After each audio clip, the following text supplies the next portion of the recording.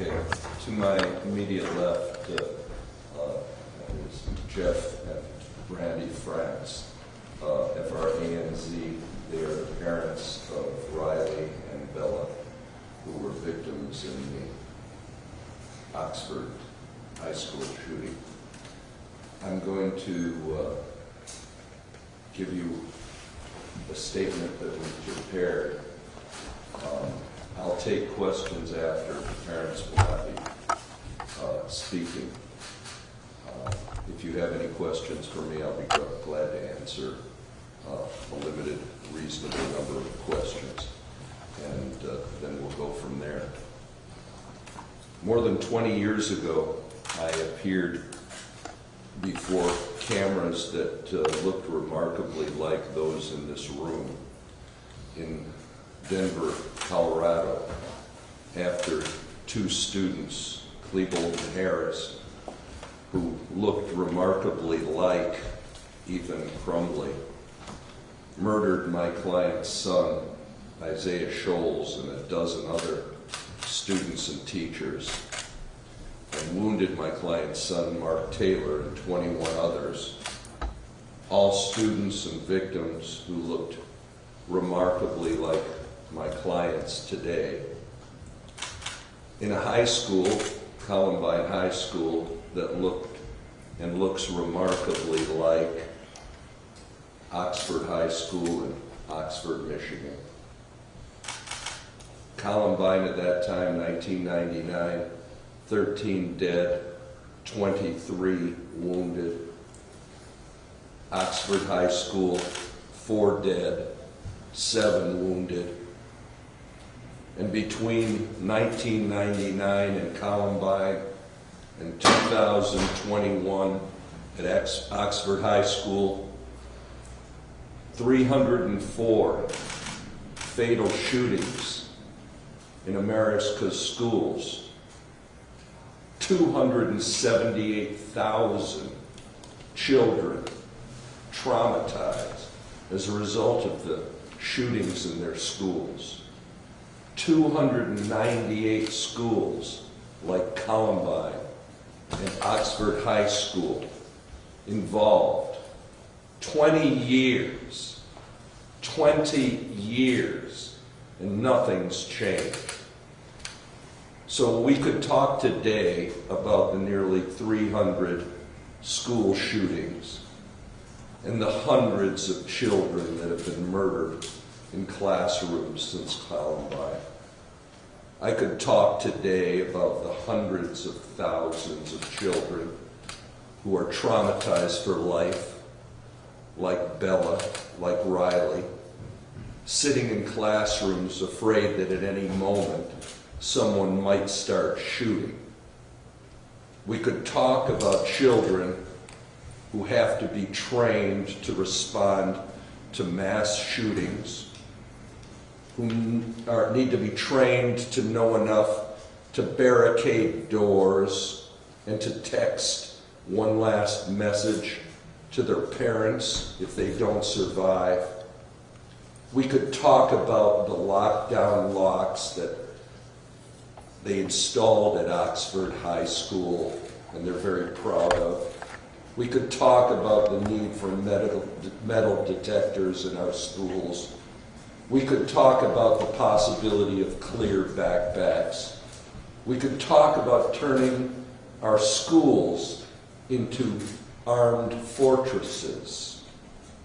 We could talk about the need for legislation.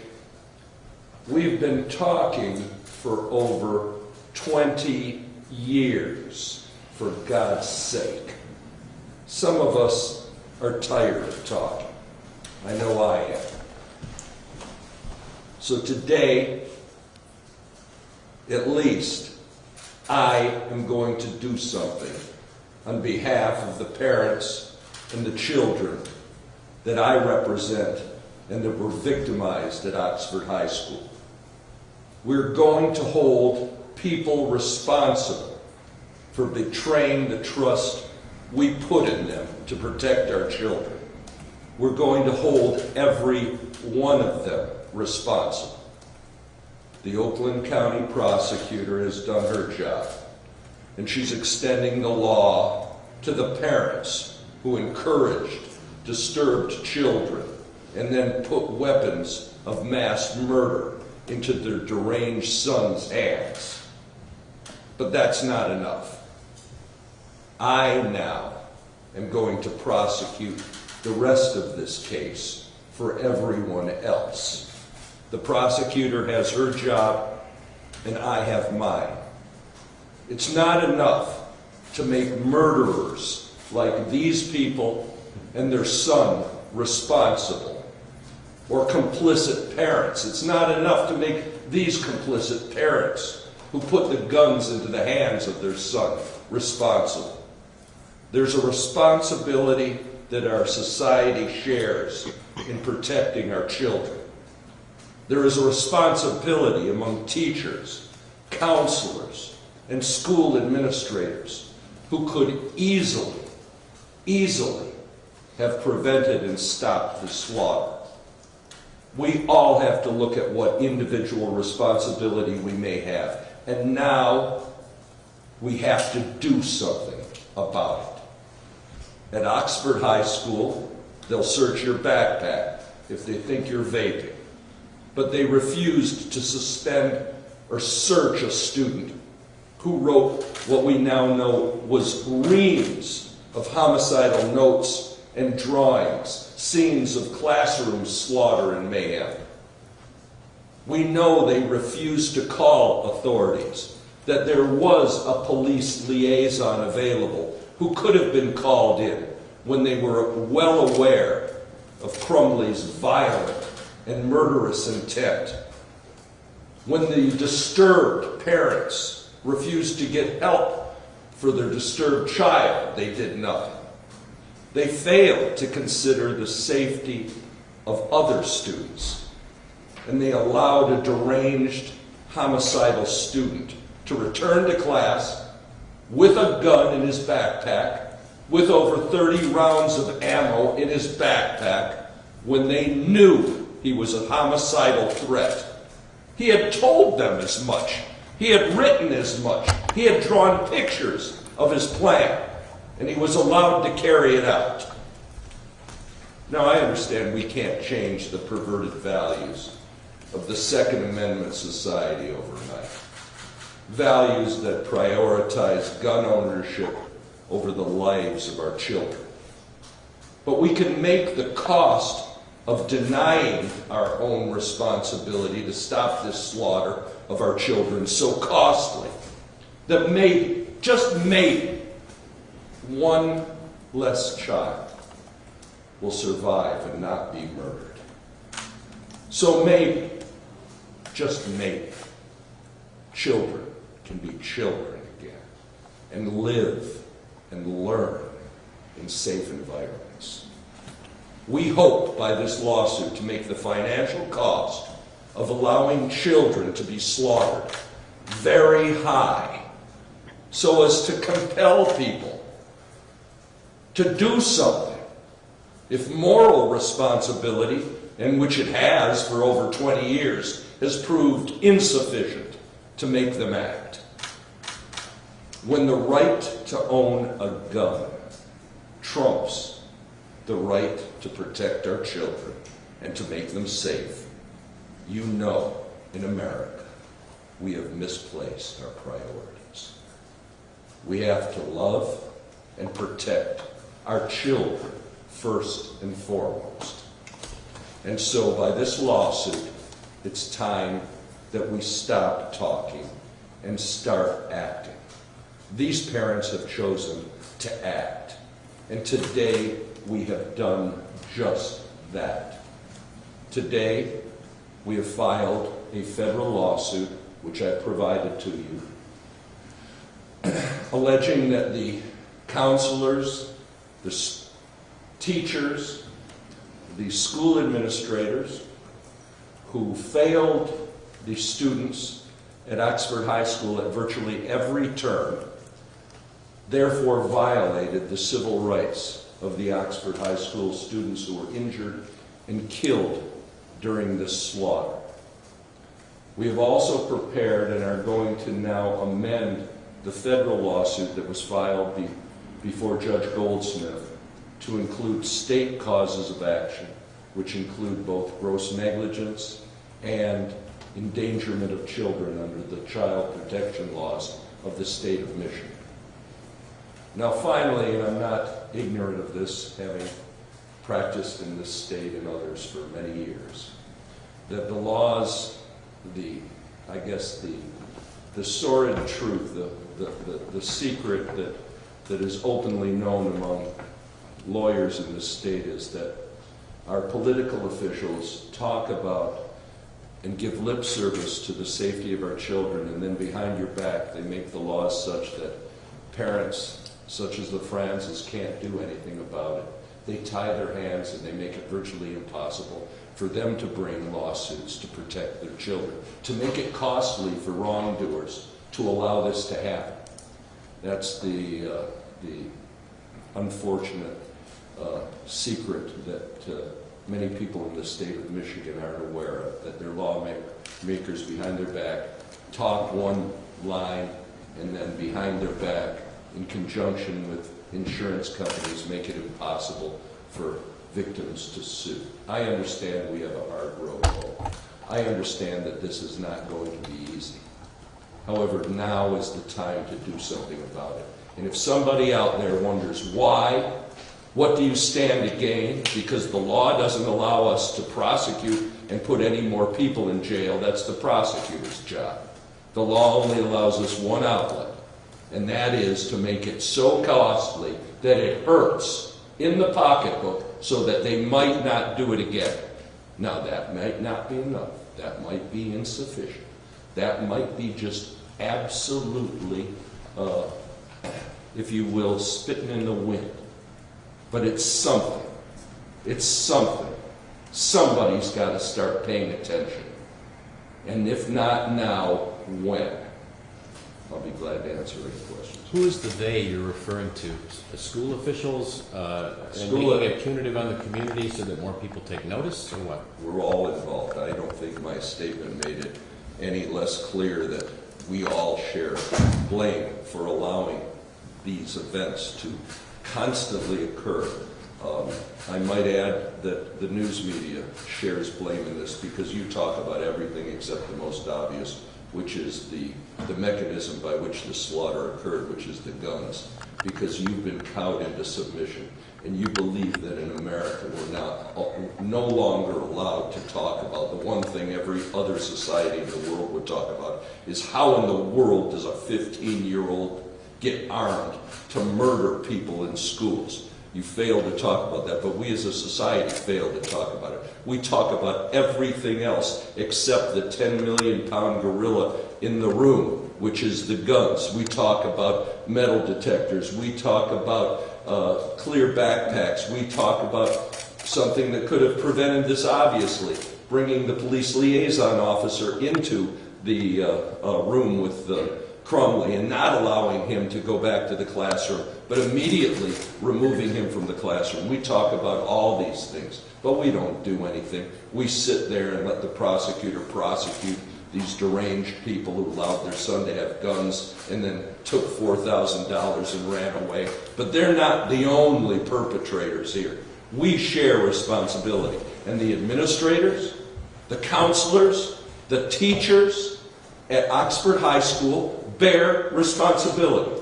I am certain that the Oakland County Sheriff's Department believes that had the administrators and counselors called in the police liaison, who is there and who is available to them, that Ethan Cromley would not have been allowed to leave whatever room he was in, walk into a bathroom, arm himself, walk out, and shoot Riley, almost kill Bella, and kill 4 others and wound 8 others. I'm absolutely positive of it.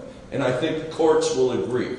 The only challenge we have is getting through the labyrinthian myriad of laws that have been set up by our politicians in this state to allow them to stand up in front of cameras and say how sad they are that these events occur. But unfortunately, the victims aren't going to be able to do anything because we've passed laws that make it impossible for them to sue or do anything. How ridiculous. Any other questions? Sir, what kind of evidence do you have in terms of emails that precipitated the shooting? We have the same evidence that you have been privy to in terms of the prosecutor's release of information. Our knowledge now that it isn't just one drawing or one writing, but it's reams of drawing. But the prosecutor, you recall, has access to things that are permitted under her subpoena power. We now have subpoena power as of this morning. So we can now subpoena the same documents that the prosecutor could compel the Oxford School District to turn over. I might add that the Oxford School District politely declined Attorney General Nessel's offer to conduct an investigation. Well, unfortunately, the Oxford School District is not going to be able to decline my offer to conduct an investigation, because my offer is not going to be a request, but it's going to be demand in the form of subpoenas, requiring them to turn over the documents so that we can lay out for you. Because remember, they've been a little coy with this. I realize, and I salute the prosecutor. She has made some of the evidence available. Clearly, the Oxford High School administration, including the superintendent, has not been as transparent. And I believe that there is a lot more information there than has been turned over, and I'll obtain that, and I will have no problem in presenting that evidence to the public. I think one of the big things, I know it's been covered, but I think one of the big things in this case that could have prevented all of this tragedy would have been the involvement of the police liaison, which is what they're there for. I have not heard a rational explanation from the school administration as to why that was not utilized. And as a result, by doing the things that they did or didn't do, they placed the students in much greater danger than they would have been had they done that. The students would have been protected, and that is basically the essence of the federal complaint here. The complaint here basically alleges in federal court something called state-created danger. The reason that we're in federal court, and let me tell you this, is because the state of Michigan is so hypocritical in the passage of laws that protect government that we have to go into federal court and have federal judges protect our children's civil rights, because the state of Michigan has passed laws that protect murderers and people who assist murderers in killing our children. And so primarily the access for relief is federal court. It isn't just we went into federal court or we decided to file a federal court action. The reason we filed a federal court action is because the state of Michigan and your elected officials who are telling you how sad they are about this slaughter, in fact, assist the passage of laws that make it impossible for the citizens to do anything. And so we have to go into federal court to seek relief under the United States Constitution and not the laws of the state of Michigan, because the laws of the state of Michigan are set up to protect guns and gun owners and people who allow children like Crumley to commit murder and mayhem. Can you tell us a little bit about Bella and Riley? Can you tell us a little bit about Bella and Riley? They're honor students. They're athletes. Bella's a star athlete. Riley was accepted to 6 colleges. This should have been a time in which they're preparing to go on Christmas vacation. They were leaving on December 25th. Instead, Riley's spending her time convalescing and packing a wound with a neck wound that less than 2% of people who suffer that wound survive. And Bella's been literally traumatized as if she was surviving in a war zone. These are 2 ultimately beautiful children who now are going to have to go back to a school that they know was attacked and is a war zone. Just that in and of itself is a travesty and a tragedy in America. What have we become as Americans? what have we become? Why would we allow this? Their backpacks are still strewn on the floor. The administration has got to collect all of their belongings. And at some point after the first of the year, the children will have to go back. And they'll remember and they'll know where one of their classmates or more of their classmates were murdered or wounded, or where they were murdered or wounded. What does that say to us about America? The hypocrisy has to stop. And if anybody wants to know why I did it, if any cynical human being says, oh, it's for the money, how do you think things get done in this country? How do you think things get done? There's only one Oakland County prosecutor, and these folks and the murderer are the only people who might go to jail for the rest of their lives. Nobody from that administration is going to go to jail. Nobody is going to be brought out before the bar of justice by the Oakland County prosecutor. It is only through the actions of these parents and others like them that something might get done in this regard. Something. And I don't hold a lot of hope, because I keep telling you, don't believe the lip service that the public officials are telling you. Behind the scene, they're working and they pass laws to make it impossible for these parents and these children not only to get justice, to be protected. And that's what this lawsuit's about. Mr. Fieger, can I ask a quick question? Talking about the family and appreciate them being here, we don't know what they're going through. We don't know what their daughters are going through. Can you tell us a bit more about what happened to Riley exactly and what her recovery is like? Briefly, I'll tell you that Riley and Bella, along with their friend who was murdered and who was buried yesterday, were in the bathroom. They exited the bathroom and they were shot down, like they were in a war zone. It happened like that, and since then their lives have been absolutely upended. But that's obvious. This is not unique to this situation. This is the horror that this family has to go through. I mean, look at. They're thinking of a Christmas vacation. They're thinking of leaving on Christmas Day. They're thinking of selecting Riley's college out of 6. She's an honor student that she's been admitted to. And now they have to pack her wounds, and they have to worry about being here because nobody's at home with her to watch the wound in her neck and make sure it's okay. Now, thank God she's going to survive. But again, only 2% of children her age, well, not just her age, who suffered neck wounds such as her, and she actually did the research on her own, survived this type of injury. So she is beyond lucky. But there's 4 that will never, as you know, go home. And there'll be another visitation tonight and another funeral tomorrow.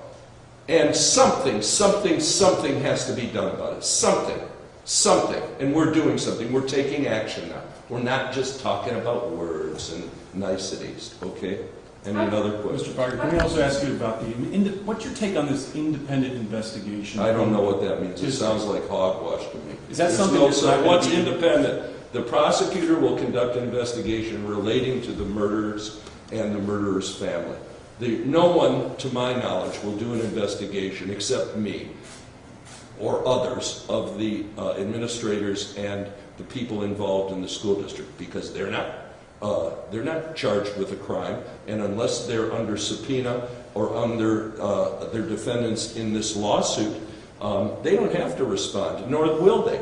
And by the way, just so you know, okay, behind the scenes in all of this also is they're being told what to do by their insurance company. So you know it. Okay, this is now another dirty little secret. Okay? The reason that you're not hearing anything from the superintendent of schools and the principal at Oxford High School is because they've lawyered up by insurance lawyers who tell them, keep your mouth shut. Keep your mouth shut. Why? Because they're worried not about an independent investigation to shine light on it, because they don't believe that such a thing should happen. They're worried about paying money. That's all they care about. Now they care about money, the financial liability.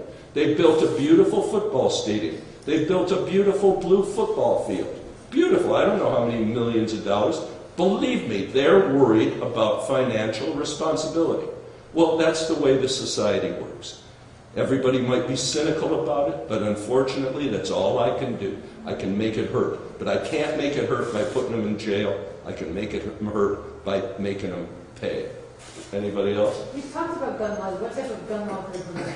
What gun? Wow, what? It would just sane, rational laws that would require parents who buy guns to lock them up. I'm not suggesting that we can't own guns in this society. I'm suggesting that we have sane, rational laws that at least make it as hard to own a gun or to use a gun as it is to drive a motor vehicle. We require everyone in this state, my children, to go through vehicle auto training in order to drive a vehicle. And then they have to go through certain years in which they're supervised until they're allowed to do something. We don't do that for guns. That's insane. We don't allow people to drink alcohol. We think that's not good. We allow people to do drugs whenever they want to do it. But guns, who have done this to society, we allow it under some nonsense. These are the post. The reason I have this here, these two people are not only the facilitators of the murder by giving their son a gun and then by not cooperating with the authorities and the people at Oxford High School to remove their son. They're the poster children for the Second Amendment gun nuts who think, yeah, give everybody guns. She knew. One of the mother apparently wrote Crumley and said, don't do it. Don't do what? Don't do what? Apparently she knew he was going to do it. And these are the poster children for what's happening in our society. These folks are the ones that are endangering all of us. They're the ones that are out there screaming the loudest about taking away their gun rights. And look what it happens to the rest of us. So these people we've allowed to run our lives. Well, isn't that great? These are the folks who are doing it. Is it possible to go after them? Yeah, the prosecutor. I don't think you can get water out of a rock, so I tend to focus on more important things. And these people are less important to me now than the people that we've brought suit against. I'd like to go back to the first question I asked in this context, because you're talking about suing a district which is in essence the taxpayers in the community. No, But it's not. It is not the taxpayers in the community. It's the people that make up that school district. The taxpayers fund them, but the taxpayers don't make up that district. They do not. Those people are chosen privately. They're hired privately. There's a lot of things taxpayers fund, but taxpayers are also funding insurance policies. And insurance policies, I promise you, are covering all of those people, just like any other enterprise. That's why we have how many school districts in this state? These things are money-making enterprises, in case you don't know. These people are not doing this for the goodness of their heart. School administrators make, in Michigan, hundreds of thousands of dollars in pay. They're some of the best paid executives. They're very sought after jobs in this state. Should the taxpayers exercise more control over this function? Maybe, but you don't see, they go into the school board and they yell about some nonsensical things about teaching race theory or something that I don't understand. But other than that, I don't see the taxpayers filling up the Board of Education meetings to make sure that there's an investigation about what happened at Oxford High School. I would like to see as much concern about that as there is about certain teaching theories in this country which don't make any sense.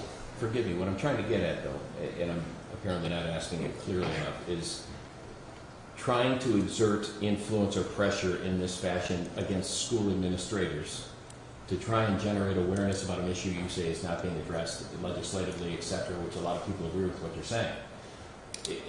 I'd like more from you in regard to the fact of, my words, not yours, making it hurt financially, that maybe other districts, other school administrators across the region wake up and say, this is a risk we can't take, then thus exert the pressure on lawmakers, et That's cetera, exactly, down the line. but that's exactly right.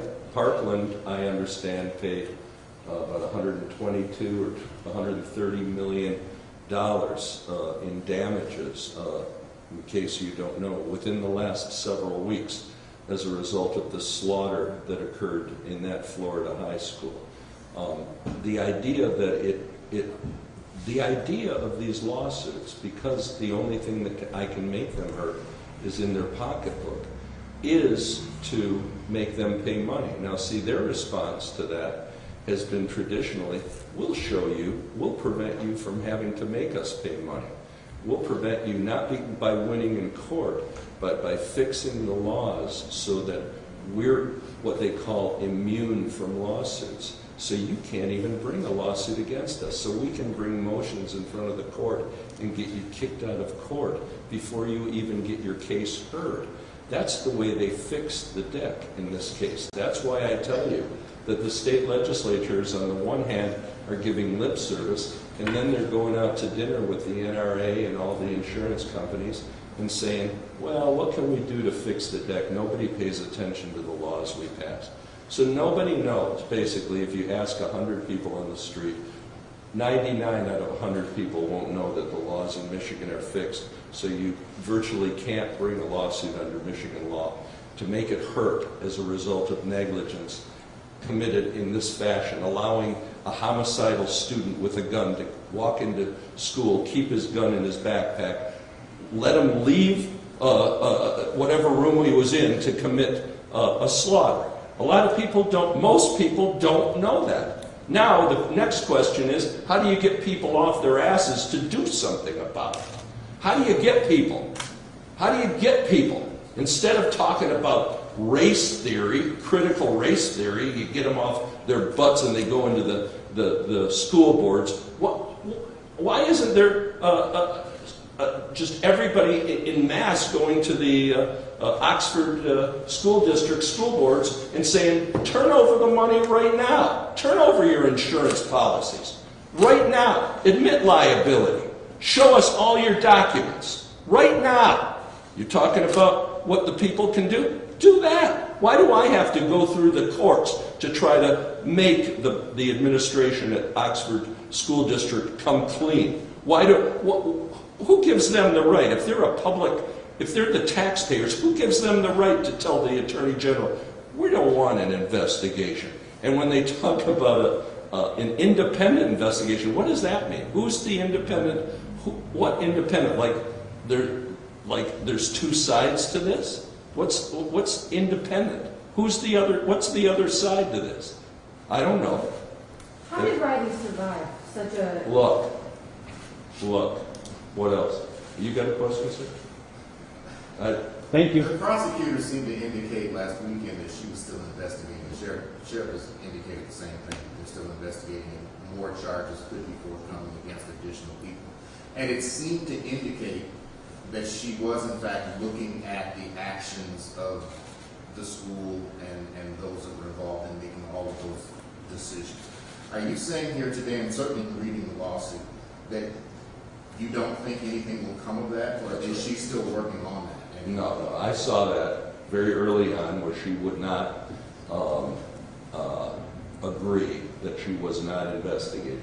Well, I can tell you, in terms of experience, if nothing else, that nothing will come of that. There will be no charges brought against any other individuals, that is school officials, for gross negligence or anything like that. If that happened, and the prosecutor could prove me wrong, but I don't think I'm going to be proved wrong, then we're going to see some, like this gentleman asked about hurting. That will scare school officials.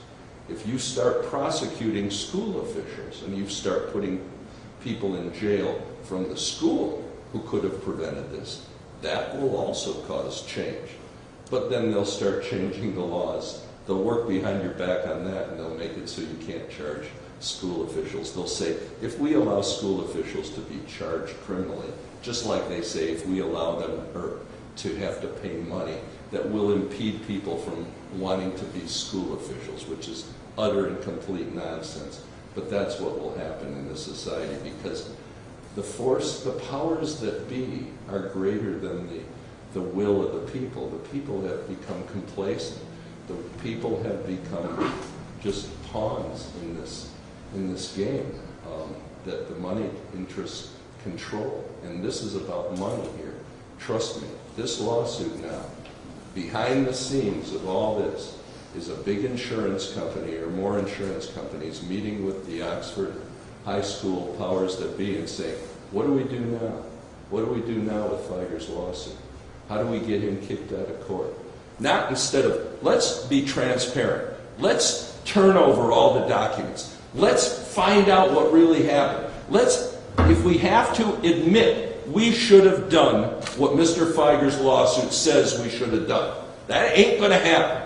They're going to lawyer up with insurance company lawyers, and they're going to deny, and deny. And then, when they get tired of denying, they'll still keep denying it.